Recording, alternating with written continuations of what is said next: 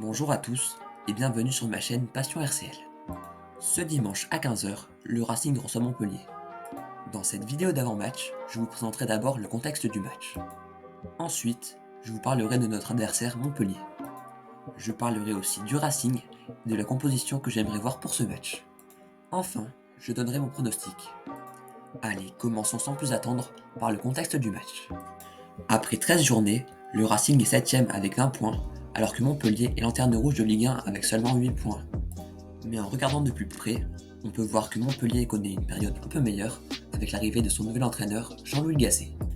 Malgré 2 défaites dès son arrivée, les derniers matchs sont encourageants avec 2 très bons matchs face à des clubs européens et une défaite dans un match équilibré à Saint-Étienne. Lens, de son côté, alterne entre victoire et défaite. Lors du dernier match à Reims, Will a changé de système et cela semble avoir payé. Montpellier est une équipe avec un style de jeu défensif, mais malgré cela, Montpellier encaisse beaucoup trop de buts, avec une moyenne de 2,62 buts encaissés par match, ce qui leur vaut d'être la pire défense de Ligue 1 avec 34 buts encaissés. Au niveau du système de jeu, Montpellier joue en 4-2-3-1 avec TJ Savanier en meneur de jeu. Pour cette rencontre, Montpellier devra faire face à de nombreuses absences, avec les absences de Tanguy Koulibaly et de Nding Moula qui sont suspendus pour ce match. Il y a aussi Kouyaté et Birama Touré qui sont blessés et qui seront absents ce dimanche face à Lens. Il y a aussi 4 joueurs qui sont incertains pour ce match, avec Savanier, Kazri, Mahama et Akor Adams.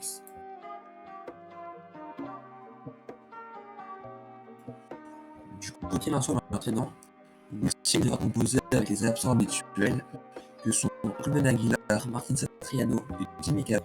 S'ajoute en plus l'absence de David Machado, suspendu pour cette rencontre.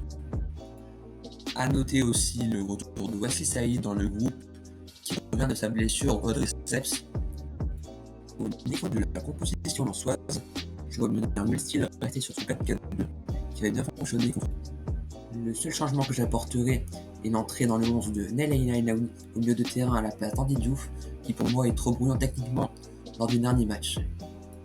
En défense, je garde Kusanov et Danso qui sont très performants, même si à mon sens Gradit mériterait aussi d'être dans le 11, il n'y a pas de place pour tout le monde. Au niveau des arrières gauche et droit, je garde Medina et Frankowski, même si Medina a souffert lors du dernier match face à Ito. Au milieu de terrain, je garde Thomasson, qui est très bon depuis l'arrivée de Wilson à Lens. Au poste d'ailier gauche, je garde la confiance pour Anas Zaroury, qui malgré un match compliqué contre Reims a fait beaucoup d'efforts qui finiront par payer. Et enfin en attaque, je garde le duo Fulgini-Enzola qui a bien fonctionné lors du dernier match. Fulgini a été très bon en distribuant des ballons à Enzola intéressants.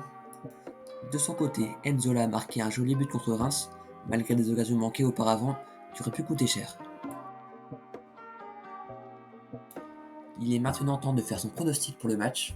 Alors de mon côté, je vois une victoire 2-0 des Lensois.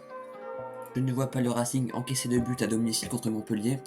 De plus, à domicile, Lens reste très solide, malgré les dernières défaites face à Marseille et à Lille, dans un contexte compliqué.